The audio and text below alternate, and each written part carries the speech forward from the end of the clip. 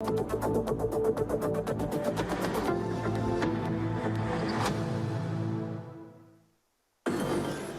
Fonds exceptionnel de solidarité fait grincer des dents au Sinamub. En sit-in devant le BBDA ce matin, le syndicat dit vouloir voir clair dans les modalités de répartition de ce fonds. Vous l'entendrez. Et puis, fin du suspense en Côte d'Ivoire, Alassane Ouattara repart pour un troisième mandat. Le président sortant a été réélu avec 94% des suffrages. L'annonce a été faite ce matin par la CEI. Voilà pour le sommaire. Mesdames, Messieurs, bonjour. Merci de nous choisir pour vous informer. Pour ouvrir ce journal, direction la Côte d'Ivoire où les résultats définitifs de la présidentielle sont tombés ce matin. On apprend que Alassane Ouattara est réélu pour un troisième mandat. C'est un président sortant qui reprend les rênes du pays avec 94% des voix. Le taux de participation, lui, est estimé à près de 53%. Les précisions de nos confrères d'Africa News. Le président Alassane Ouattara est réélu pour un troisième mandat en Côte d'Ivoire. Il remporte plus de 94% des voix, a annoncé Ibrahim Koulibaly Kuibert, chef de la commission électorale ivoirienne. Ces résultats doivent encore être validés par le Conseil constitutionnel. Lundi, l'opposition ivoirienne, qui a boycotté le scrutin, a annoncé la formation d'un gouvernement de transition en signe de protestation contre la candidature d'Ado pour ce troisième mandat contesté. Une annonce qui n'a pour le moment pas suscité de réaction de la part du gouvernement. Ancien économiste du Fonds monétaire international, Alassane Ouattara est félicité par ses partisans pour avoir apporté des projets d'infrastructure et de croissance économique après une décennie d'instabilité dans le pays. Mais son troisième mandat a déclenché la colère de nombreux citoyens et ravivé les souvenirs des querelles ivoiriennes passées dont les racines remontent avant même la guerre civile de 2002. De retour chez nous au Burkina Faso, comme annoncé en titre, ça grogne au Sinamub.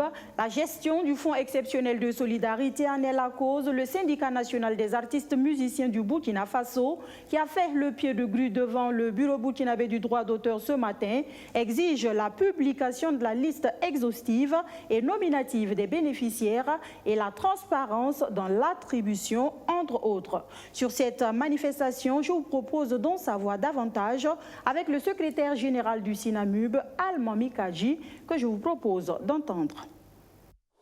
Nous savons que quand les médias perçoivent la subvention, devant le nom de chaque média est mentionné le montant qu'il perçoit ou qu'il a perçu. Dans notre cas, monsieur le directeur général, monsieur Ouabou Bara, refuse de nous donner la liste exhaustive et nominative.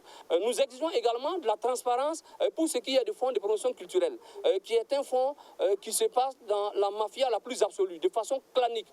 Vous savez, il y en a qui perçoivent le fonds pendant plus de 10 ans, pendant qu'il y en a qui n'ont même pas encore perçu une seule fois. D'autant plus que ce fonds-là, il est fait pour soutenir les jeunes artistes qui viennent de démarrer leur carrière. Nous exigeons également l'audit du BBDA. L'audit financier du BBDA. C'est tout à fait normal que l'on fasse un break et nous dire comment est-ce que notre maison fonctionne. Vous savez, dans cette maison-là, il n'y a que 77%, il y a que 77 employés sont payés par les artistes musiciens, c'est-à-dire par le droit d'auteur. Il n'y a que 9 qui sont payés par l'État. Donc c'est nous qui faisons fonctionner la maison. Voilà pourquoi nous demandons l'audit de cette maison-là, qu'on nous dise ce qui a fonctionné, ce qui n'a pas fonctionné. Mais il ne peut pas le faire. Quand vous donnez de l'argent issu du droit d'auteur et que vous ne pouvez pas le justifier avec un point exhaustif clair, c'est que logiquement, vous aurez peur d'aller à l'audit. Et aujourd'hui, ce mécontentement-là, nous le faisons ressentir parce que le vase doit... c'est regrettable de savoir que vous mettez des gens au devant d'une société, des gens sachant vous défendre, et c'est tout le contraire qui se produit. Nous n'allons pas accepter que des individus prennent l'argent du droit d'auteur pour labelliser un candidat.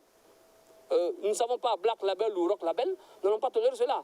De toute façon, il y a des penchants, des positions politiques qui reviennent qu'aux individus, mais nous ne tolérons pas que notre argent soit utilisé à des fins électorales et électoralistes. On y reviendra plus en détail dans notre session d'information de ce 19h30. Mais en attendant, prenons la route de Kosiam sur les pas des candidats à la présidentielle du 22 novembre prochain.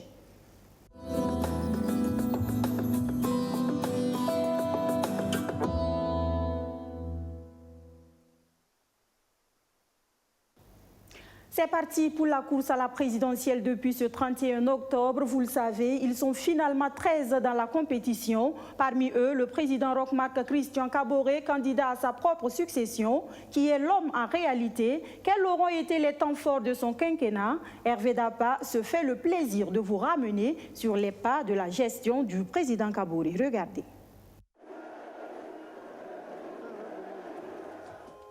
Se succéder à lui-même sur le fauteuil présidentiel. À 63 ans, Roch Marc Christian Kaboré livre sans doute la dernière grande bataille de sa longue et riche carrière politique. Chef des partis, ministre, premier ministre, président de l'Assemblée nationale avant d'accéder à la magistrature suprême en 2015. Mais quand il prête serment ce 29 décembre 2015, le président du Faso qu'il devient ne se doute peut-être pas qu'il entame ici l'épisode le plus pénible de sa vie politique et peut-être même de son existence. Et pour cause. Avant même qu'il ne forme son premier gouvernement, le Burkina Faso est frappé par un attentat terroriste de grande envergure. Les premiers morts d'une série d'attaques ponctuées par des crises communautaires, le symbole d'un climat sécuritaire chaotique permanent, une plaie béante dans le quinquennat de Roch Marc Christian Kaboré lui lance ses adversaires, quand ses partisans nuancent en montrant une situation sous-régionale peu reluisante, elle-même explosive. À cela s'ajoute le harcèlement perpétuel des mouvements sociaux et syndicaux. Les manifestations, marches, grèves et comportements inciviques se multiplient. L'expression d'un peuple qui découvre les joies et les libertés d'une démocratie sans en mesurer forcément les exigences et les limites. Roch Marc Christian Kaboré est parfois acculé, beaucoup même. On dit qu'il est trop mou et manque d'autorité. Dans certains cercles, il se murmure même à un moment donné qu'il n'irait pas au terme de son mandat. C'est mal connaître le chef de l'État. Homme très mesuré, jamais dans l'excès, il fait le dos rond, prend des coups, en donne, esquive, fait des concessions et 5 ans après, il est encore là, bien là, à la fin d'un quinquennat durant lequel les infrastructures routières et scolaires se sont multipliées et un système judiciaire plus que jamais requinqué à coup de moyens financiers et une dose d'indépendance. Pour ses adversaires qui le croyaient à bout de souffle, eh bien, le 22 novembre prochain, ils vont devoir affronter dans les urnes celui que ses admirateurs appellent affectueusement le Roch.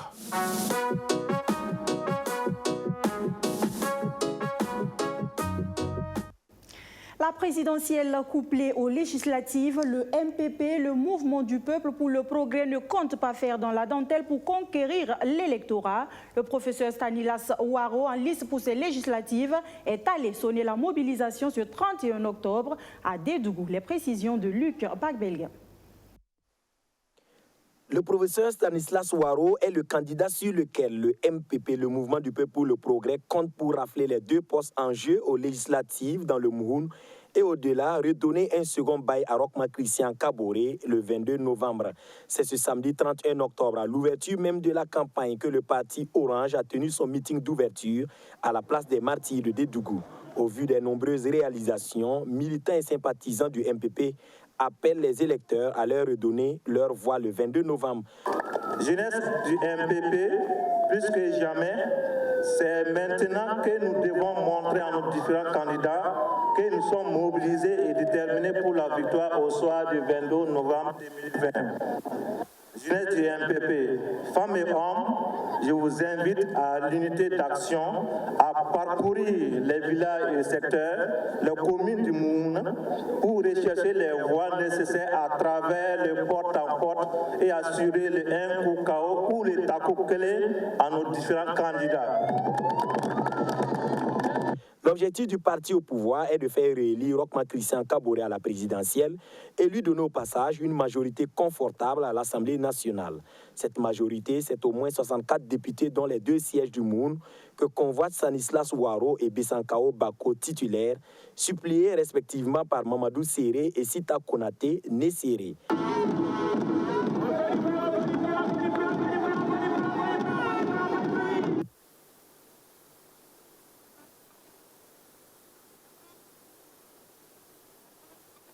Aujourd'hui, là, c'est sérieux. les 2 députés, on offre ça au camarade Rochma Christian Kaboré, ce qui va permettre à ceux qui sont sur la liste nationale de passer aussi, de façon à ce qu'on ait plus de 64 députés. En tout cas, au moins 64, on a la majorité qualifiée pour poursuivre l'œuvre. Son programme présidentiel est sorti. Il est dans les réseaux sociaux un peu partout. Ensemble et en mouvement pour réformer l'État, pour réformer l'administration, pour rendre notre économie résiliente, pour développer le pays. Son programme s'appuie sur le programme précédent. Tout ce qui a été bien, qui a été achevé, c'est bien. Tout ce qui a été bien, qui n'a pas été achevé, on poursuit. Tout ce qui n'a pas pu démarrer pour plusieurs raisons, on poursuit. La sécurité est renforcée. Les jeunes, les femmes, les secteurs structurés et les anciens ont exhorté les équipes de campagne à adopter le porte-à-porte afin de mener une campagne de proximité pour une victoire éclatante du MPP au soir du 22 novembre 2020.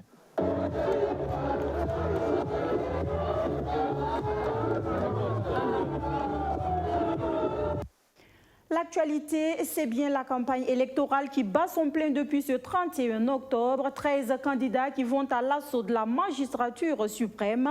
Que propose-t-il économiquement? Eh bien, pour répondre à cette question, nous vous proposons de révisiter les coûts des programmes de gouvernance de 3 candidats, sans oublier leurs propositions en termes de création d'emplois. Focus donc ce 13h sur Tahirou Bari, Zéphirin Diabré et Gilbert Noël Ouedraogo Arsène Konditamde.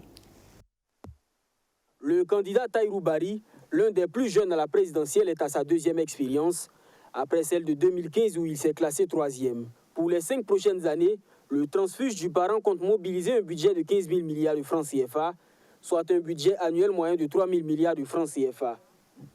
L'éducation semble être son secteur le plus prioritaire.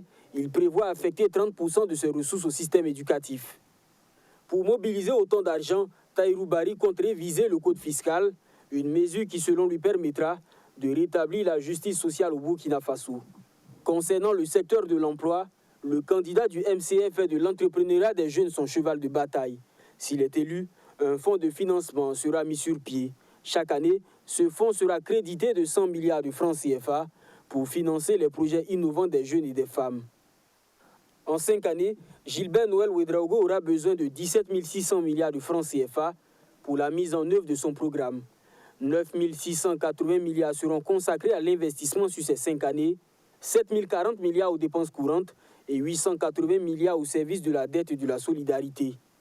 Pour financer son programme, l'ancien maire de Waïgouya souhaite optimiser la mobilisation des différentes régies financières, de sorte qu'elle atteigne au moins 25% du PIB, soit plus de 2200 milliards de francs CFA. Concernant l'industrie, le candidat de l'ADF-RDA veut développer une politique industrielle axée sur la chaîne de valeur et les avantages comparatifs du Burkina Faso et développer les infrastructures pour soutenir l'industrie nationale. Pour ces élections, le candidat Zéphirin Diabré propose un nouveau départ pour sauver le Burkina Faso.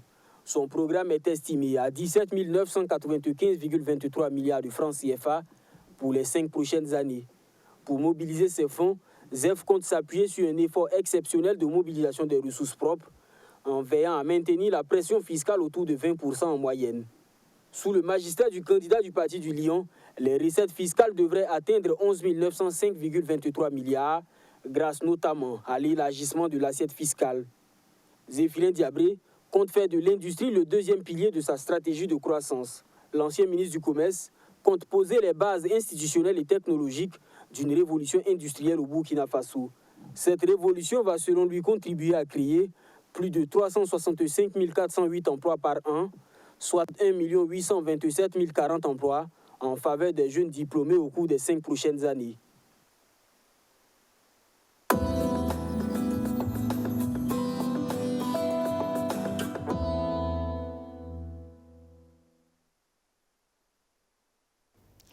Nous restons dans le secteur de l'économie pour vous dire que le ministère en charge de l'économie et des finances, lui, veut améliorer ses pistes d'utilisation de téléprocédures. Entendez par là le paiement des taxes et impôts par voie électronique.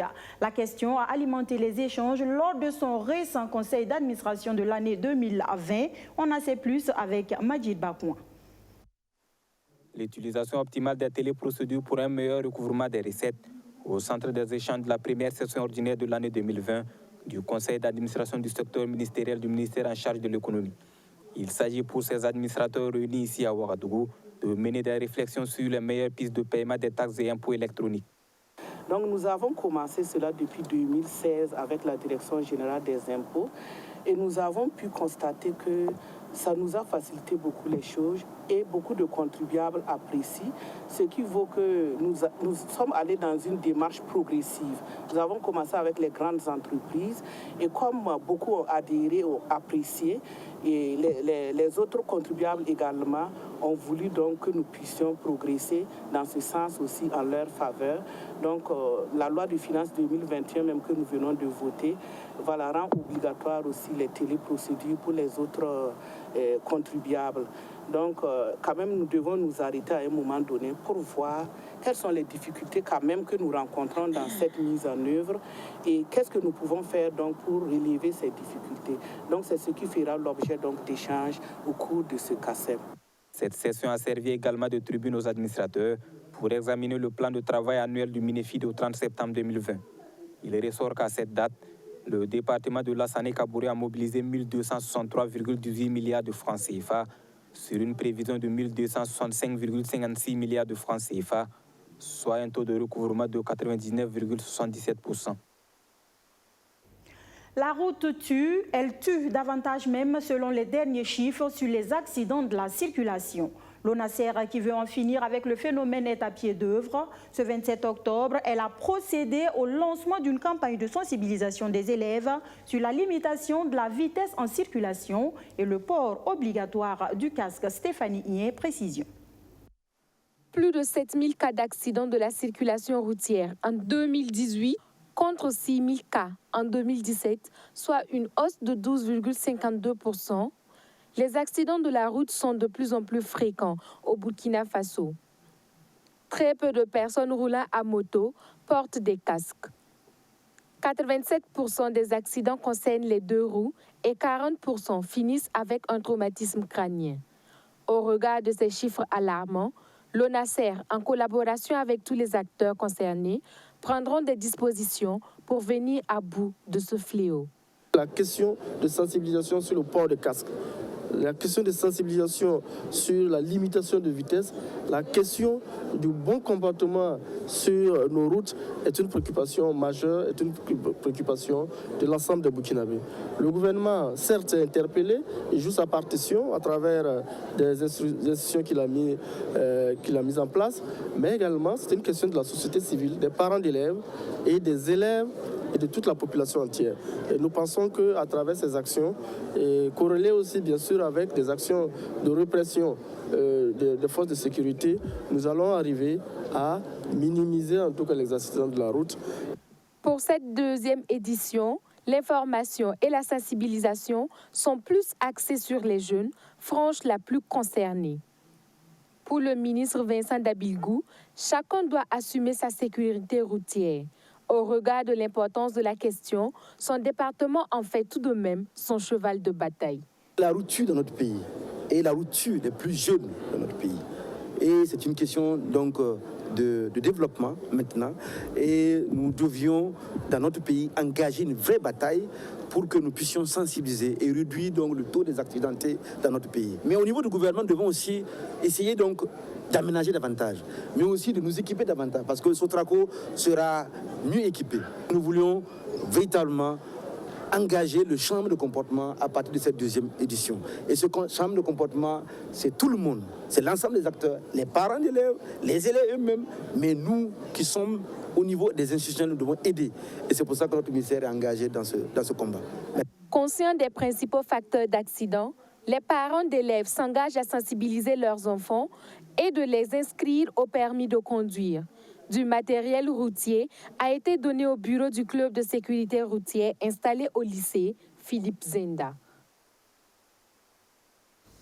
Et puis, cela fait un trimestre qu'elle préside à la destinée du district 403A3 du Lions Club International à Burkina Faso. Et déjà, l'heure est au bilan pour la gouverneure Dieneba Diallo. Conformément au texte de l'organisation, c'est au cours d'une réunion de cabinet tenue ce samedi qu'elle a pu égrener les acquis de sa gestion durant ces 3 mois. Soto Justin Dabiré, reportage. Le bilan à mi-parcours du gouverneur Dieneba Diallo est jugé satisfaisant après un trimestre passé à la tête du district 403A3 du Lions Club International. Une entrée en matière réussie, marquée par des acquis et des réalisations en droite ligne avec les causes principales poursuivies par le Lions Club International. Les travaux se sont bien passés et le trimestre qui vient d'être fait, qui vient de passer, le compte rendu, on a fait beaucoup d'activités et donc je suis très satisfaite. Nous avons fait les activités administratives, ça c'est sûr, mais nous avons aussi fait des œuvres. Nous avons commencé par faire le don de sang et ça a été une réussite parce que pendant la saison hivernale, il y a un manque de sang. On a lancé le programme de don de sang, ça s'est étalé sur 2 semaines. Et les Lions ont beaucoup donné. Ceux qui pouvaient donner leur sang ont donné. Cette réunion de cabinet qui a aussi fait l'objet de restitution de rapports des différents clubs a permis aux Lions de déceler des insuffisances dans le fonctionnement de certains clubs. Mais la gouverneure Dieneba Diallo se veut rassurant et entrevoit des mesures de redressement vis-à-vis de ces clubs en difficulté. Ce n'est pas un mauvais fonctionnement. C'est le manque de reporting, des choses de ce genre. Pour remédier à ça, c'est la formation des officiels de ces clubs-là et puis la sensibilisation et tout, pour que les gens se mettent au travail. Satisfait des progrès énormes déjà enregistrés par le gouvernement en seulement 3 mois de gestion, les Lions se disent convaincus d'une fin de mandat réussie pour l'actuel gouverneur du district 403A3 du Lions Club International. Le mandat se déroule très bien. Il se déroule très bien parce que lorsque j'examine les grands indicateurs que nous donnons généralement au gouverneur à travers leur plan d'action, et elle est dans les zones de performance. C'est d'abord une gouverneure qui est très courageuse, qui est très engagée, qui a le sens de la responsabilité et qui nécessairement, à la fin de son mandat, aura des résultats au-delà de toute espérance. En tout cas, c'est une de nos gouverneurs, en tout cas c'est le premier gouverneur et qui va tracer la voie à beaucoup d'autres. La tenue de cette réunion de cabinet est une réponse aux obligations faites à tout gouverneur de tenir au moins 3 réunions au cours de son mandat. En rappel, c'est au cours du 2e congrès du district 403A3 que le gouverneur Dieneba Diallo s'est vu confier la gouvernance du district par le pays 403 pour le mandat 2020-2021 à la suite d'instructions par vote électronique. Des particuliers ou organisations qui excellent dans l'humanitaire, il n'en manque pas et les Pègres Kouni savent les détecter. Pour cette 7e édition, 10 trophées ont été décernés à 10 lauréats pour avoir fait œuvre utile dans le soutien aux plus vulnérables.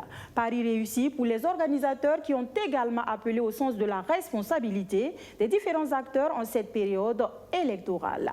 Arsène Konditamde, reportage. 10 trophées en tout ont été attribués au cours de cette 7e édition des Pègres Kouni.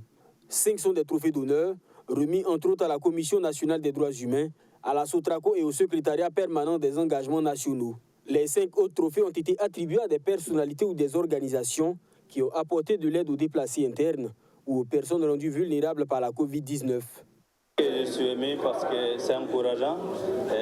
Bon, nous, on faisait nos dons de façon naturelle, mais comme c'est vu par d'autres personnes, moi je pense que ça nous encourage encore à faire mieux.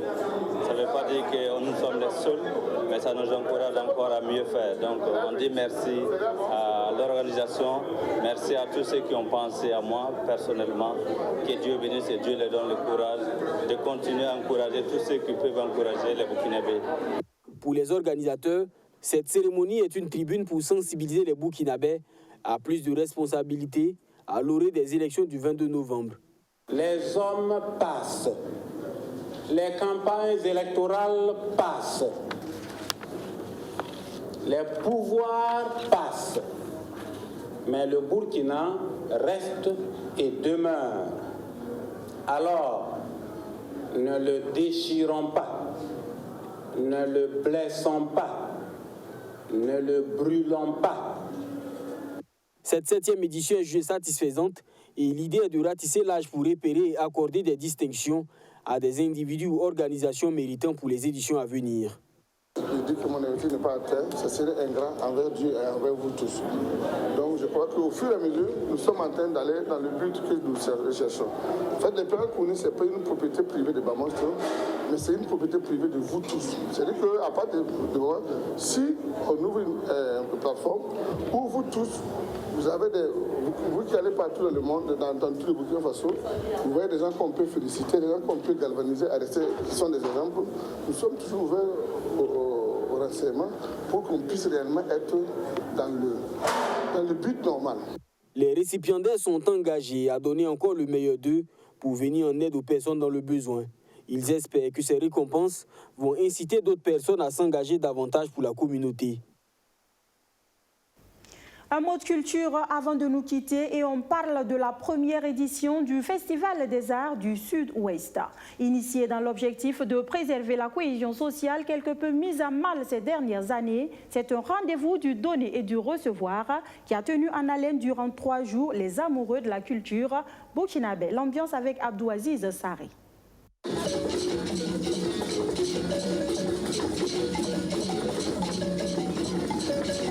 Des vieux et des jeunes sur une même piste de danse pour célébrer la culture burkinabé. Le Festival des Arts du Sud-Ouest bat son plein dans l'arrondissement 8 de Ouagadougou. Dans un contexte marqué par des attaques terroristes occasionnant la fragilisation du tissu social, la question de vivre ensemble se présente comme un défi majeur pour le pays des hommes intègres.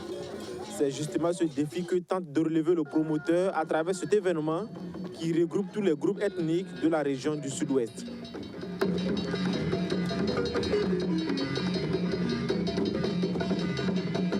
J'ai voulu qu'il y ait une cohésion, une symbiose, et afin de pouvoir diversifier la culture du Sud-Ouest à travers le plateau Mossi, et voir même pourquoi ne pas aller au-delà du plateau Mossi pour essayer d'exposer cette culture.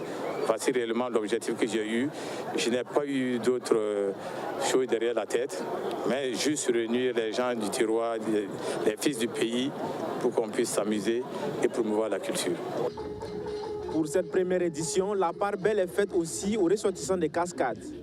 Ces derniers, sans trop de difficultés, dansent sur le rythme d'Agara, leurs parents à plaisanterie.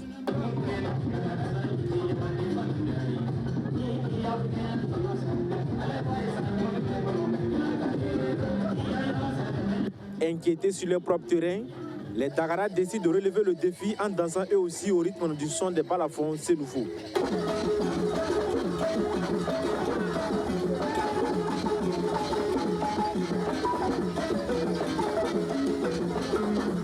Et rien ne peut arriver entre des gens du Sud-Ouest et des gens des cascades. Quand ils ont un problème, et ils en ont souvent, nous allons les aider à résoudre ces problèmes. Le prochain 11 décembre à Banfora, ça ne peut pas réussir si les gens du Sud-Ouest n'interviennent pas. Et ils en sont conscients. Je crois que ça, c'est un facteur très important. Et le Festival des Arts du Sud-Ouest vise en premier lieu à promouvoir la culture du Sud-Ouest, mais en second lieu à l'ouvrir à d'autres cultures qui sont les plus proches.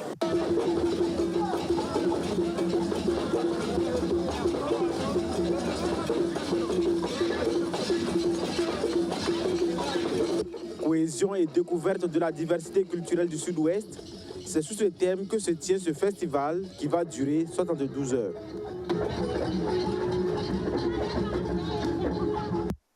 Voilà, mesdames, messieurs, c'est culturellement que prend fin ce journal. Merci de nous avoir reçus chez vous. Je vous retrouve demain, même heure, même canal, pour un autre point de l'actualité. D'ici là, ne zappez surtout pas.